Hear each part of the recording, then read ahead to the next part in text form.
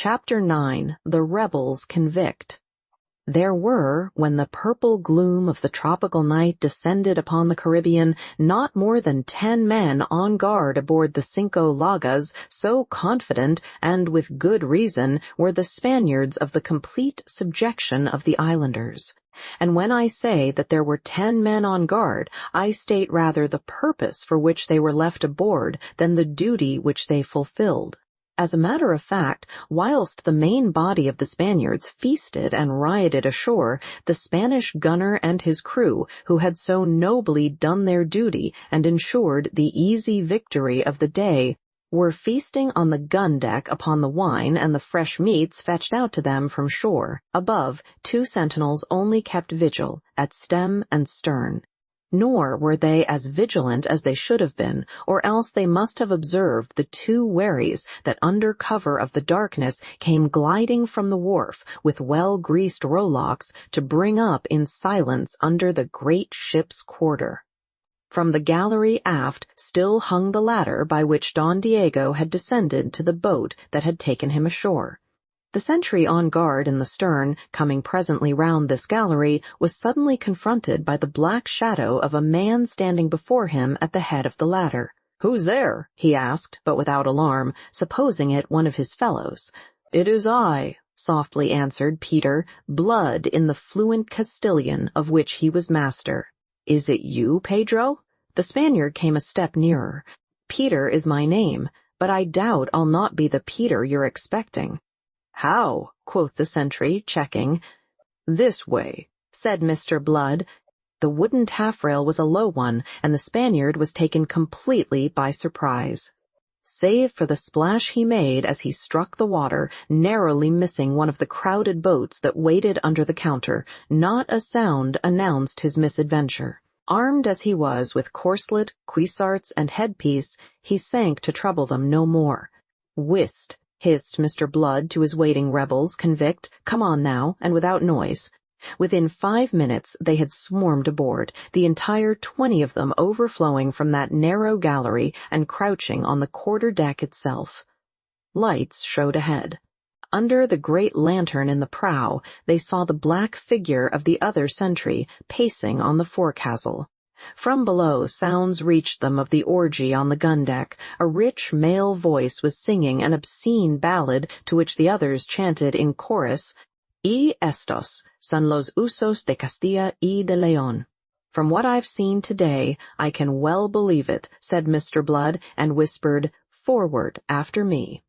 Crouching low, they glided, noiseless as shadows, to the quarter-deck rail, and thence slipped without sound down into the waist.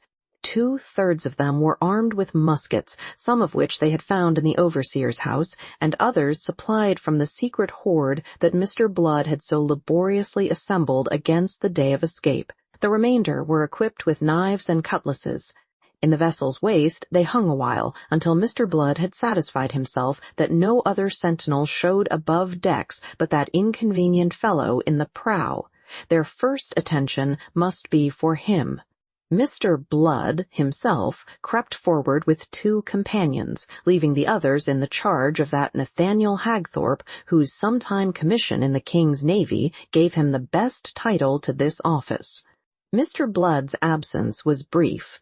When he rejoined his comrades, there was no watch above the Spaniards' decks. Meanwhile, the revelers below continued to make merry at their ease in the conviction of complete security. The garrison of Barbados was overpowered and disarmed, and their companions were ashore in complete possession of the town, glutting themselves hideously upon the fruits of victory. What, then, was there to fear? Even when their quarters were invaded, and they found themselves surrounded by a score of wild, hairy, half-naked men who, save that they appeared once to have been white, looked like a horde of savages, the Spaniards could not believe their eyes. Who could have dreamed that a handful of forgotten plantation slaves would have dared to take so much upon themselves? The half-drunken Spaniards, their laughter suddenly quenched, the song perishing on their lips, stared, stricken and bewildered at the leveled muskets by which they were checkmated. And then, from out of this uncouth pack of savages that beset them, stepped a slim, tall fellow with light blue eyes in a tawny face, eyes in which glinted the light of a wicked humor. He addressed them in the purest Castilian. "You will save yourselves pain and trouble by regarding yourselves my prisoners, and suffering yourselves to be quietly bestowed out of harm's way." "Name of God," swore the gunner, which did no justice at all to an amazement beyond expression. "If you please," said Mr. Blood, and thereupon those gentlemen of Spain were induced without further trouble beyond a musket prod or two to drop through a scuttle to the deck below. After that, the rebels convict refreshed themselves with the good things in the consumption of which they had interrupted the Spaniards. To taste palatable Christian food after months of salt fish and maize dumplings was in itself a feast to these unfortunates. But there were no excesses. Mr. Blood saw to that, although it required all the firmness of which he was capable. Dispositions were to be made without delay against that which must follow before they could abandon themselves fully to the enjoyment of their victory. This, after all, was no more than a preliminary skirmish, although it was one that afforded them the key to the situation. It remained to dispose so that the utmost profit might be drawn from it. Those dispositions occupied some very considerable portion of the night, but, at least, they were complete before the sun peeped over the shoulder of Mount Hilibay to shed his light upon a day of some surprises. It was soon after sunrise that the rebel convict who paced the quarter-deck in Spanish corselet and headpiece, a Spanish musket on his shoulder, announced the approach of a boat. It was Don Diego de Espinosa y Valdez, coming aboard with 4 great treasure chests, containing each 25,000 pieces of 8, the ransom delivered to him at dawn by Governor Steed. He was accompanied by his son, Don Esteban, and by 6 men who took the oars. Aboard the frigate, all was quiet and orderly as it should be. She rode at anchor, her larboard to the shore, and the main ladder on her starboard side. Round to this came the boat with Don Diego and his treasure. Mr. Blood had disposed effectively.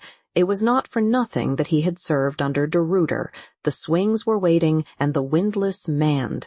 Below, a gun crew held itself in readiness under the command of Ogle, who, as I have said, had been a gunner in the Royal Navy before he went in for politics and followed the fortunes of the Duke of Monmouth. He was a sturdy, resolute fellow who inspired confidence by the very confidence he displayed in himself. Don Diego mounted the ladder and stepped upon the deck, alone and entirely unsuspicious. What should the poor man suspect? Before he could even look round and survey this guard drawn up to receive him, a tap over the head with a capstan bar efficiently handled by Hagthorpe put him to sleep without the least fuss. He was carried away to his cabin, whilst the treasure chests, handled by the men he had left in the boat, were being hauled to the deck. That being satisfactorily accomplished, Don Esteban and the fellows who had manned the boat came up the ladder, one by one, to be handled with the same quiet efficiency.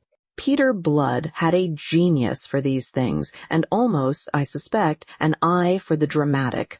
Dramatic, certainly, was the spectacle now offered to the survivors of the raid. With Colonel Bishop at their head, and gout-ridden Governor Steed sitting on the ruins of a wall beside him, they glumly watched the departure of the 8 boats containing the weary Spanish ruffians who had glutted themselves with rapine, murder, and violences unspeakable. They looked on, between relief at this departure of their remorseless enemies and despair at the wild ravages which, temporarily at least, had wrecked the prosperity and happiness of that little colony. The boats pulled away from the shore with their loads of laughing, jeering Spaniards who were still flinging taunts across the water at their surviving victims.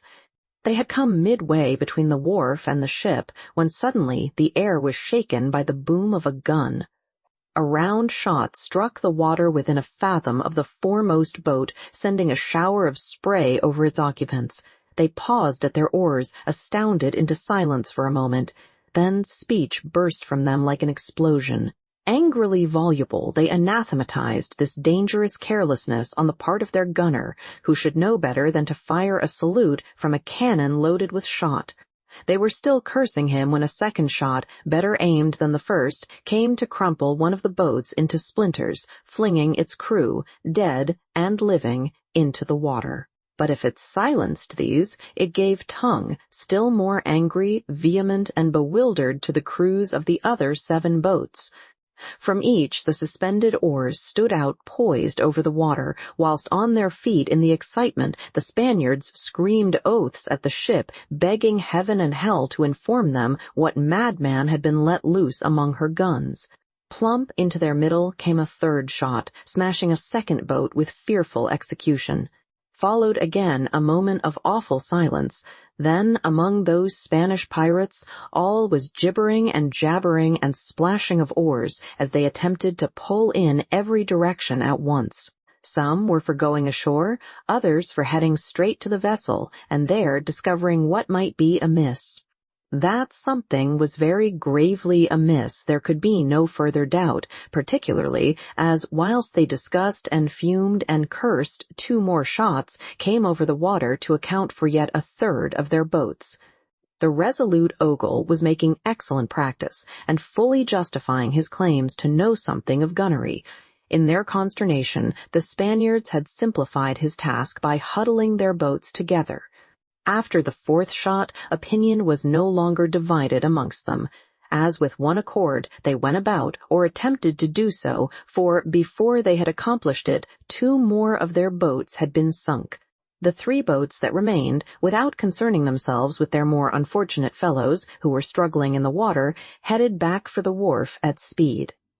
If the Spaniards understood nothing of all this, the forlorn islanders ashore understood still less, until to help their wits they saw the flag of Spain come down from the mainmast of the Cinco Llagas, and the flag of England soar to its empty place.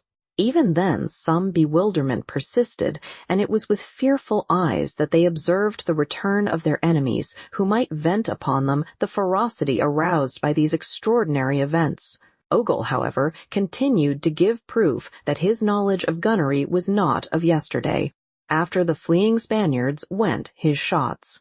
The last of their boats flew into splinters as it touched the wharf, and its remains were buried under a shower of loosened masonry. That was the end of this pirate crew, which not 10 minutes ago had been laughingly counting up the pieces of 8 that would fall to the portion of each for his share in that act of villainy. Close upon 80 survivors contrived to reach the shore. Whether they had cause for congratulation, I am unable to say in the absence of any records in which their fate may be traced. That lack of records is in itself eloquent. We know that they were made fast as they landed, and considering the offense they had given, I am not disposed to doubt that they had every reason to regret the survival. The mystery of the succor that had come at the 11th hour to wreak vengeance upon the Spaniards, and to preserve for the island the extortionate ransom of 100,000 pieces of 8, remained yet to be probed. That the Cinco Llagas was now in friendly hands could no longer be doubted after the proofs it had given. But who, the people of Bridgetown asked one another, were the men in possession of her, and whence had they come? The only possible assumption ran the truth very closely. A resolute party of islanders must have got aboard during the night and seized the ship. It remained to ascertain the precise identity of these mysterious saviors and do them fitting honor. Upon this errand, Governor Steed's condition not permitting him to go in person, went Colonel Bishop as the governor's deputy, attended by 2 officers. As he stepped from the ladder into the vessel's waist, the colonel beheld there, beside the main hatch, the 4 treasure chests, the contents of one of which had been contributed almost entirely by himself. It was a gladsome spectacle, and his eyes sparkled in beholding it. Ranged on either side, athwart the deck, stood a score of men in 2 well-ordered files, with breasts and backs of steel, polished Spanish morions on their heads, overshadowing their faces, and muskets ordered at their sides. Colonel Bishop could not be expected to recognize at a glance in these upright, furbished, soldierly figures the ragged, unkempt scarecrows that but yesterday had been toiling in his plantations.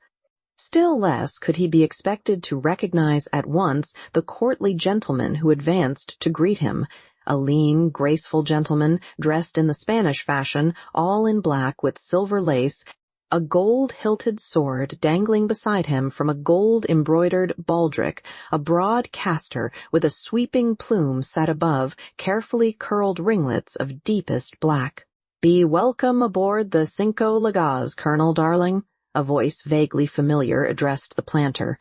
"We've made the best of the Spaniard's wardrobe in honor of this visit, though it was scarcely yourself we had dared hope to expect. You find yourself among friends, old friends of yours all." The colonel stared in stupefaction. Mr. Blood tricked out in all this splendor, indulging therein his natural taste. His face carefully shaven, his hair as carefully dressed, seemed transformed into a younger man. The fact is, he looked no more than the 33 years he counted to his age. Peter Blood!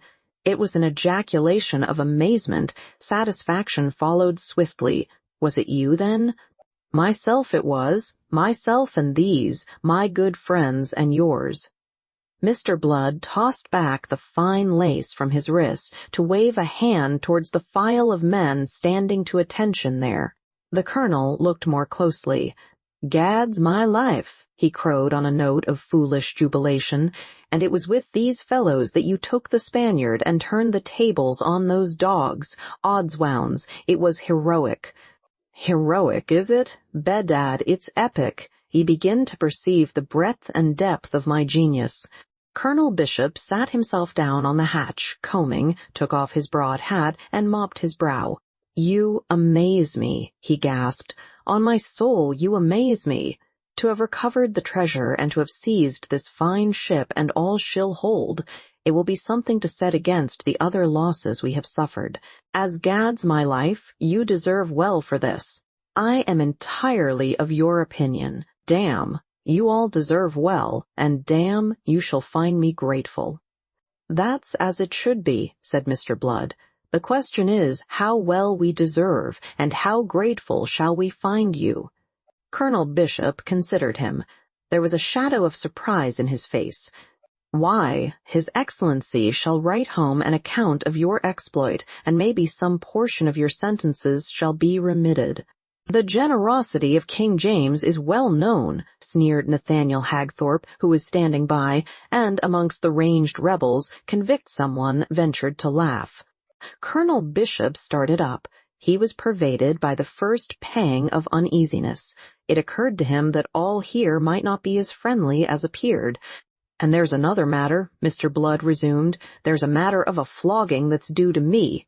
You're a man of your word in such matters, Colonel, if not perhaps in others, and ye said, I think, that ye'd not leave a square inch of skin on my back." The planter waved the matter aside. Almost it seemed to offend him. "Tush, tush, after this splendid deed of yours, do you suppose I can be thinking of such things? I'm glad ye feel like that about it. But I'm thinking it's mighty lucky for me the Spaniards didn't come today instead of yesterday, or it's in the same plight as Jeremy Pitt I'd be this minute. And in that case, where was the genius that would have turned the tables on these rascally Spaniards? Why speak of it now?" Mr. Blood resumed. "Ye'll please to understand that I must, Colonel darling. Ye've worked a deal of wickedness and cruelty in your time, and I want this to be a lesson to you, a lesson that ye'll remember, for the sake of others who may come after us.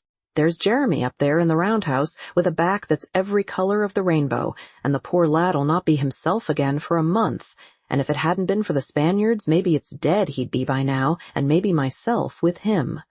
Hagthorpe lounged forward. He was a fairly tall, vigorous man with a clear-cut, attractive face which in itself announced his breeding. Why will you be wasting words on the hog? Wondered that sometime officer in the Royal Navy, fling him overboard and have done with him.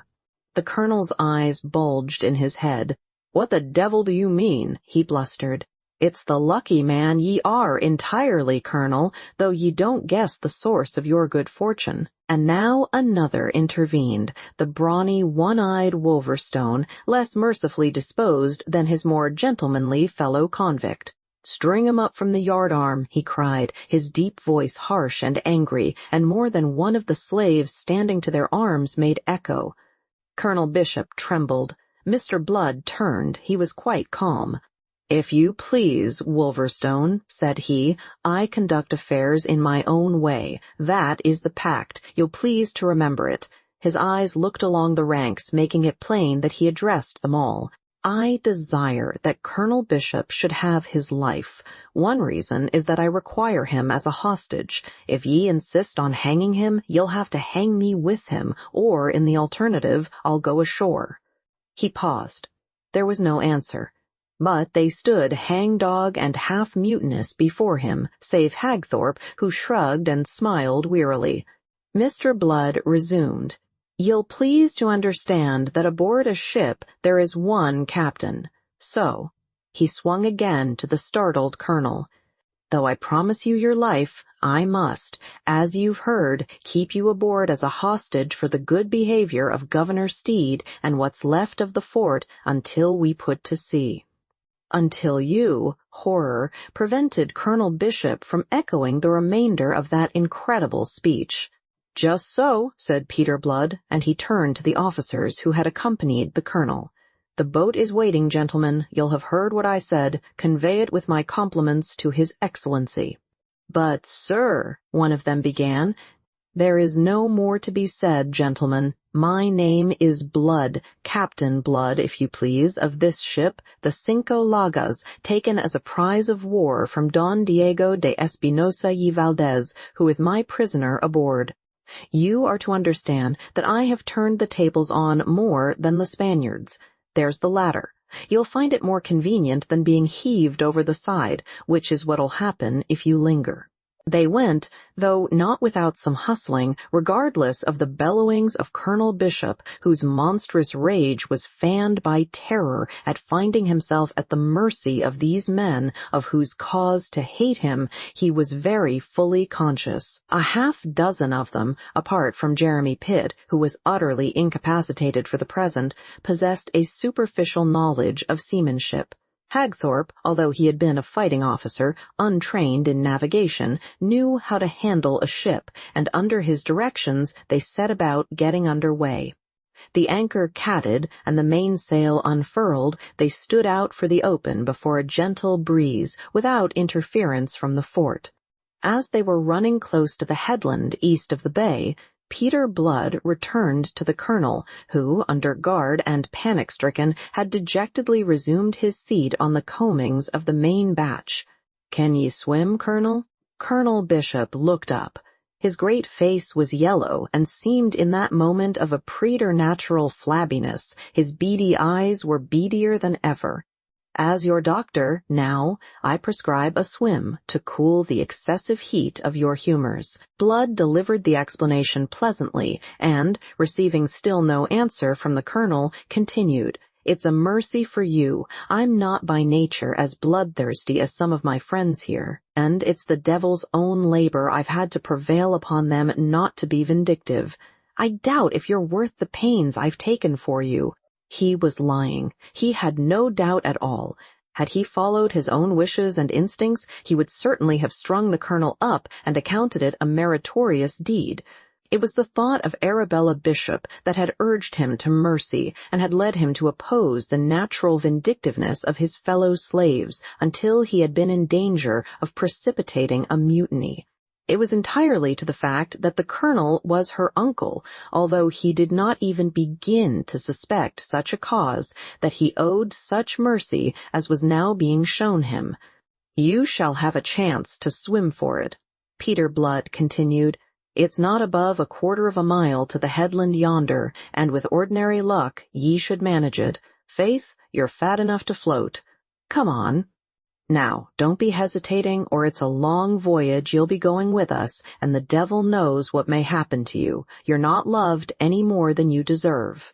Colonel Bishop mastered himself and rose.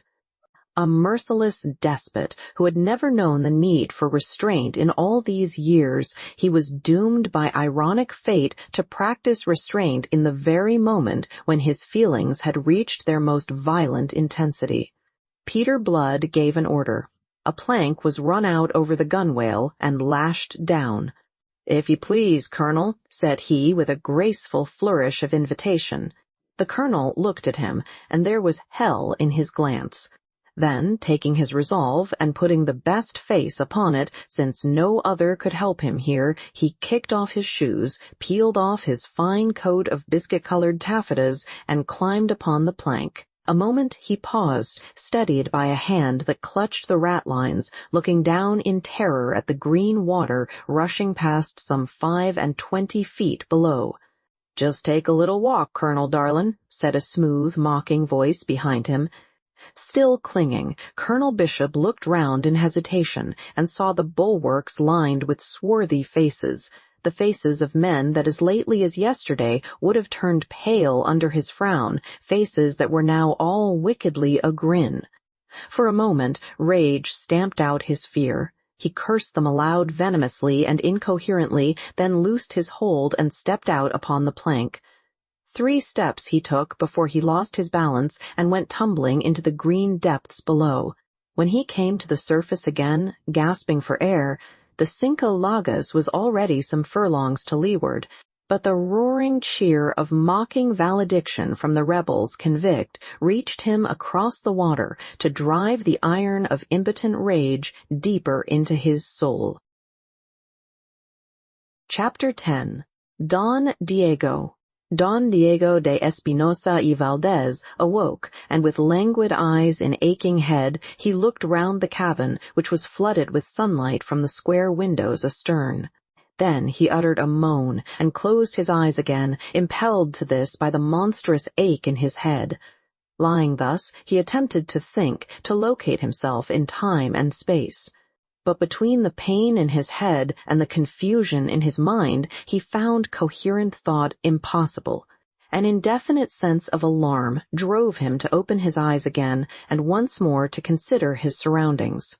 There could be no doubt that he lay in the great cabin of his own ship, the Cinco Llagas, so that his vague disquiet must be surely ill-founded. And yet, stirrings of memory coming now to the assistance of reflection compelled him uneasily to insist that here something was not as it should be. The low position of the sun, flooding the cabin with golden light from those square ports astern, suggested to him at first that it was early morning, on the assumption that the vessel was headed westward.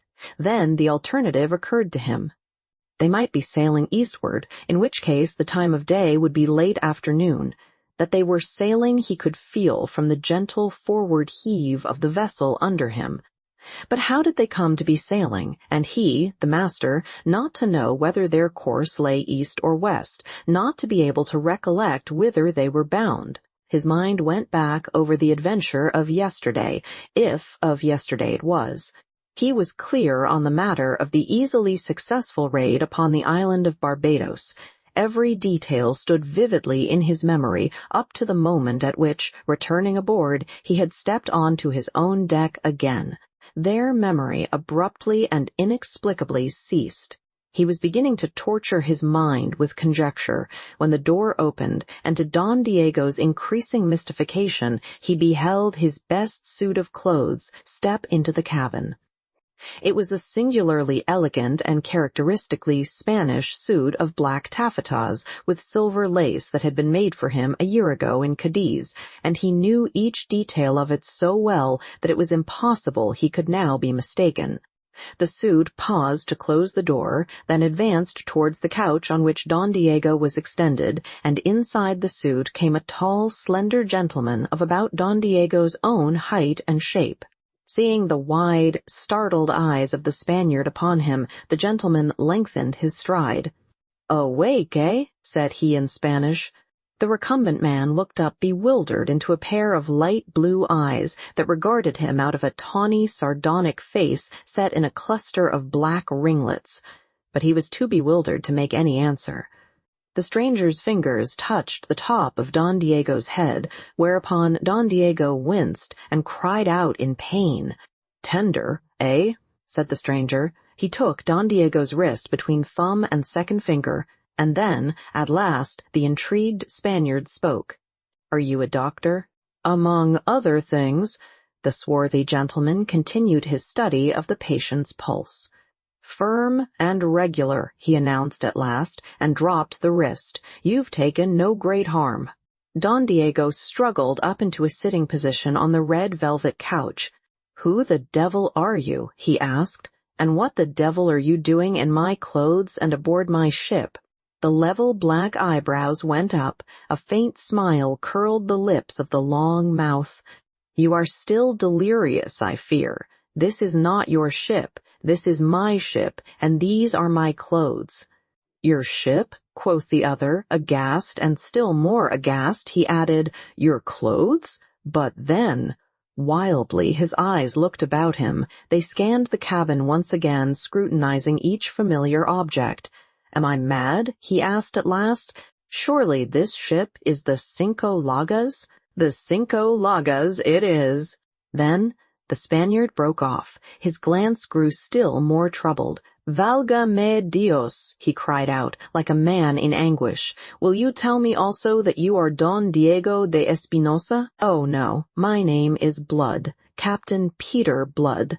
This ship, like this handsome suit of clothes, is mine by right of conquest, just as you, Don Diego, are my prisoner."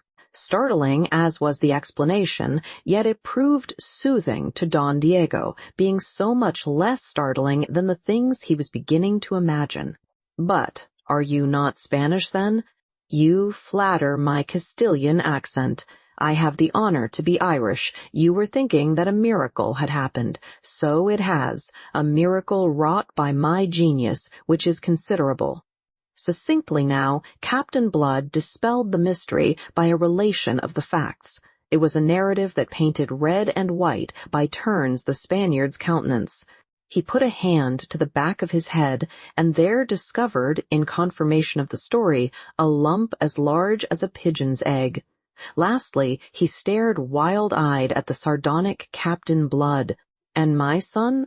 What of my son?" he cried out. "He was in the boat that brought me aboard. Your son is safe. He and the boat's crew, together with your gunner and his men, are snugly in irons under hatches." Don Diego sank back on the couch, his glittering dark eyes fixed upon the tawny face above him. He composed himself. After all, he possessed the stoicism proper to his desperate trade. The dice had fallen against him in this venture. The tables had been turned upon him in the very moment of success. He accepted the situation with the fortitude of a fatalist. With the utmost calm he inquired, "And now, Señor Capitan?" "And now," said Captain Blood, "to give him the title he had assumed, being a humane man, I am sorry to find that you're not dead from the tap we gave you, for it means that you'll be put to the trouble of dying all over again." "Ah!" Don Diego drew a deep breath. "But is that necessary?" he asked, without apparent perturbation. Captain Blood's blue eyes approved his bearing. "Ask yourself," said he.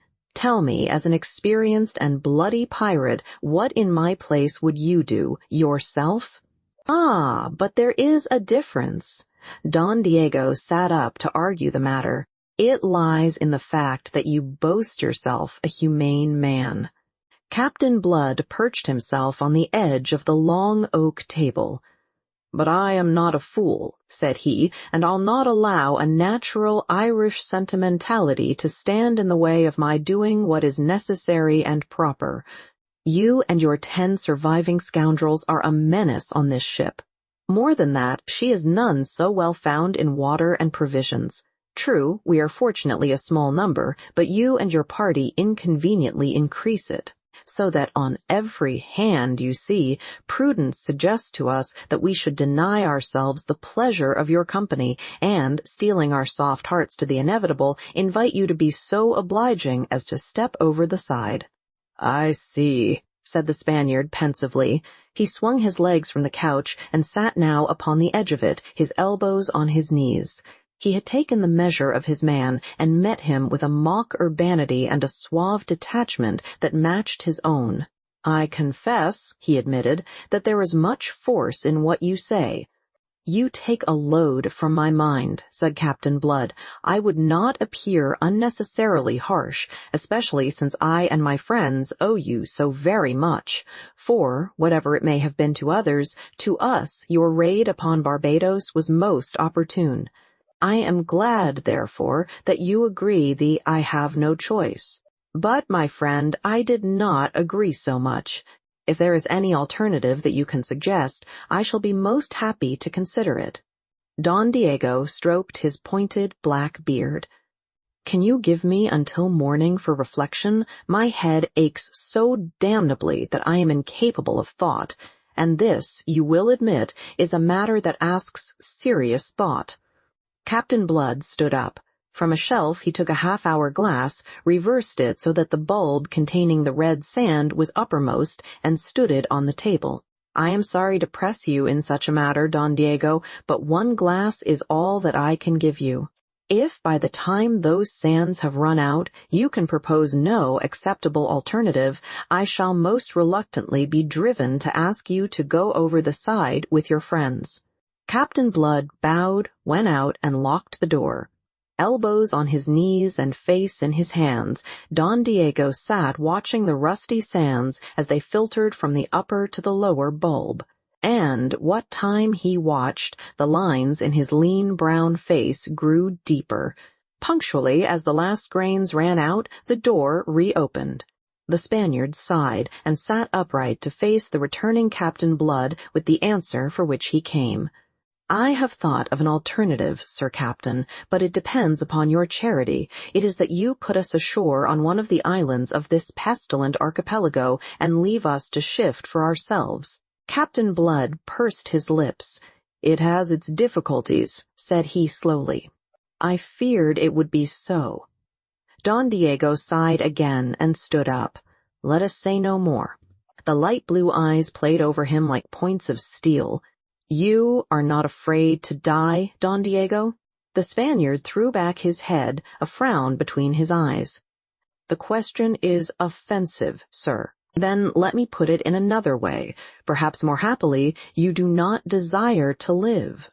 "Ah, that I can answer. I do desire to live, and even more do I desire that my son may live. But the desire shall not make a coward of me for your amusement, Master Mocker." It was the first sign he had shown of the least heat or resentment. Captain Blood did not directly answer. As before, he perched himself on the corner of the table. "Would you be willing, sir, to earn life and liberty for yourself, your son, and the other Spaniards who are on board?" "To earn it?" said Don Diego, and the watchful blue eyes did not miss the quiver that ran through him. "To earn it, do you say? Why, if the service you would propose is one that cannot hurt my honor—" "Could I be guilty of that?" protested the captain. "I realize that even a pirate has his honor." And forthwith he propounded his offer. "If you will look from those windows, Don Diego, you will see what appears to be a cloud on the horizon.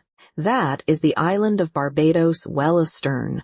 All day we have been sailing east before the wind with but one intent, to set as great a distance between Barbados and ourselves as possible. But now, almost out of sight of land, we are in a difficulty.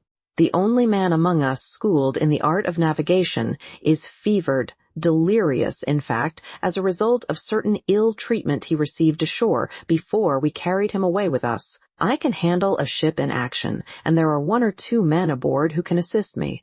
But of the higher mysteries of seamanship and of the art of finding a way over the trackless wastes of ocean, we know nothing. To hug the land and go blundering about what you so aptly call this pestilent archipelago is for us to court disaster, as you can perhaps conceive.